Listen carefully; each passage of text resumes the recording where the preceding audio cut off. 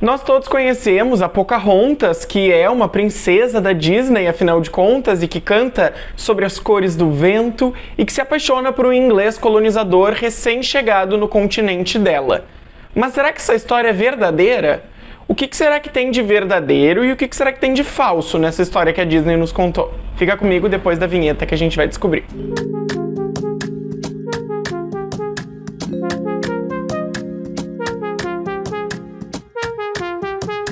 Apesar de ser popularmente conhecida hoje como uma princesa da Disney, a Pocahontas, na verdade, ela é um grande ícone do discurso norte-americano, porque ela é considerada a primeira nativa convertida ao cristianismo. Mas vamos lá, num contexto de colonização, será que ela se converteu por opção, por amor, ou essa conversão foi imposta a ela?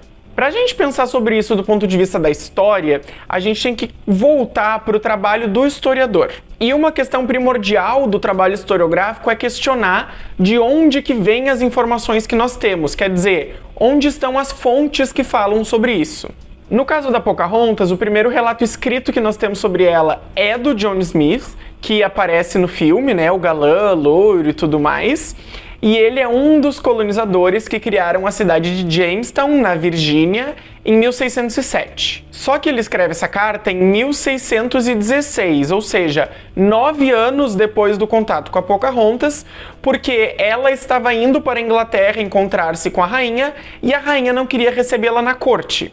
Então ele escreve uma carta intercedendo por ela para que a rainha a recebesse e recebesse a sua família. Nesse relato, ele descreve a Pocahontas, que é a filha do chefe Powhatan, e eu espero que eu esteja falando Powhatan corretamente, com cerca de 12 anos. Importante.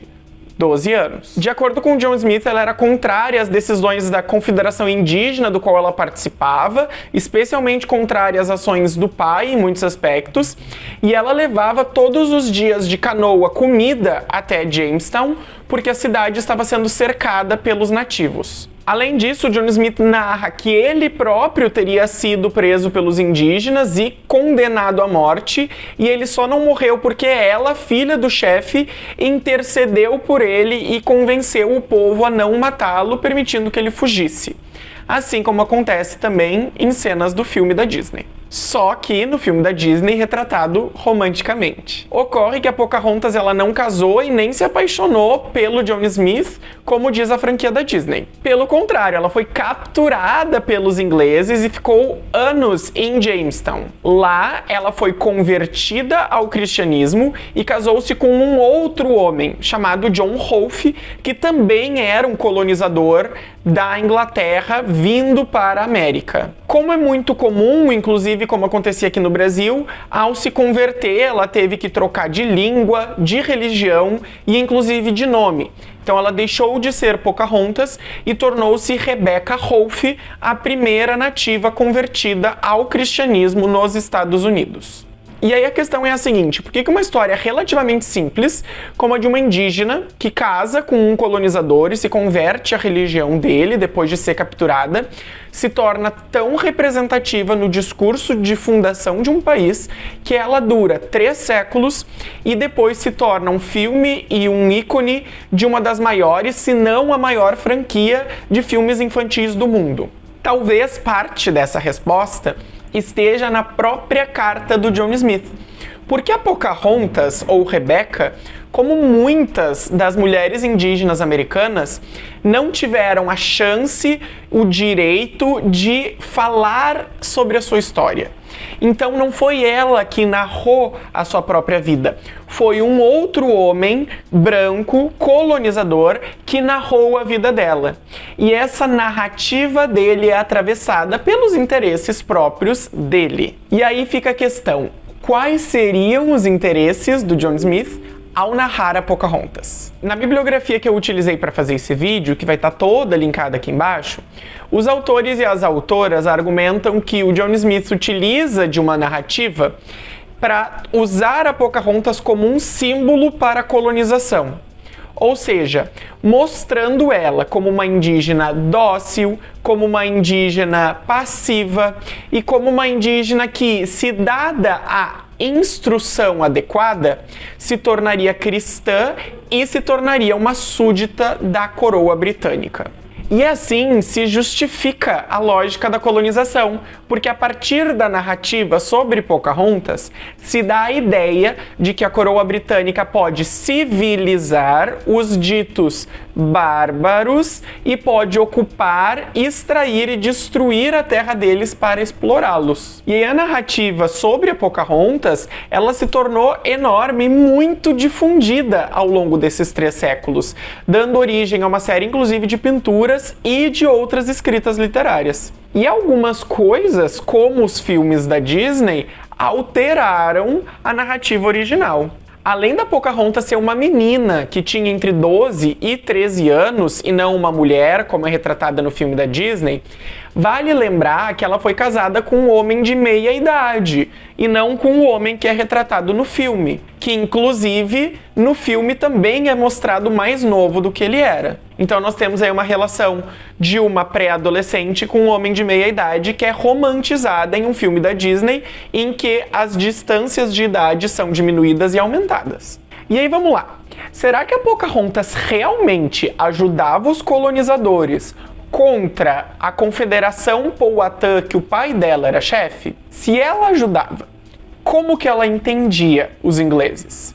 Porque não tinha mágica que nem no filme, que eles se tocam e magicamente eles começam a se entender. É necessário um tradutor? De acordo com a bibliografia que está citada aqui embaixo, a Pocahontas teria que percorrer diariamente 800 metros remando de canoa para levar a comida até Jamestown para furar o cerco e depois remar mais 800 metros de volta. Um esforço enorme para uma menina de 12 anos fazer, ainda mais contra a vontade do pai. Isso partindo do pressuposto que não existiam vigias da Confederação controlando o espaço. Além disso, o artigo em português, que eu vou deixar linkado aqui embaixo, ele reforça que a tradição Powhatan não permitia que a filha do chefe participasse das execuções oficiais. Então, se ela não podia participar da execução, como que ela intercedeu por ele após a pena de morte? Então, a gente tem muitas lacunas nessa narrativa, mas o importante é que ela constrói a imagem de uma indígena dócil, inteligente e passiva de ser cristianizada e colonizada para auxiliar os ingleses que estariam civilizando ela e melhorando a vida dela. E aí os 2 artigos em língua inglesa, que eu vou deixar aqui embaixo, eles debatem um pouco o neocolonialismo do filme da Disney sobre a Pocahontas. E eles argumentam que toda essa romantização que foi feita em torno da história da Pocahontas, e aqui eu tô falando romantização de romance mesmo, ela esconde ou oculta a violência sofrida pelos povos indígenas no contato da conquista, sobretudo das mulheres indígenas, que nós sabemos que foram, inclusive, abusadas sexualmente. E, finalmente, vale lembrar que, enquanto um filme infantil, Pocahontas da Disney é um produto.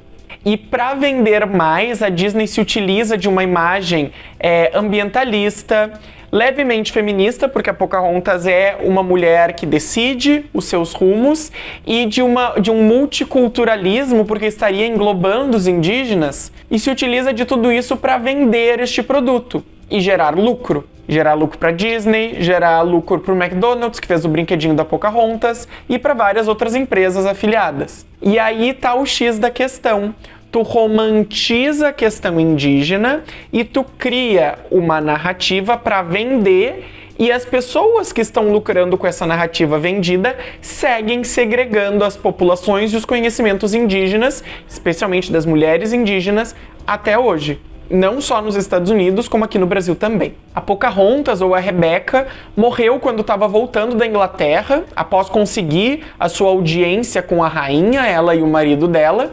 Ela faleceu chegando, não se sabe exatamente de quê, mas entende-se que a grande probabilidade é que tenha sido de tuberculose. Provavelmente obrigada a se converter e obrigada a casar, ela não deve ser o ícone de uma romantização que mostra os indígenas como dóceis e nem como passíveis de cristianização. Então foi esse o vídeo, eu espero que vocês tenham gostado. Deem um like aqui embaixo, se inscrevam no canal, comentem aqui embaixo o que vocês acharam e não se esqueçam de compartilhar esses vídeos com os amigos de vocês. Até o próximo vídeo e tchau, tchau!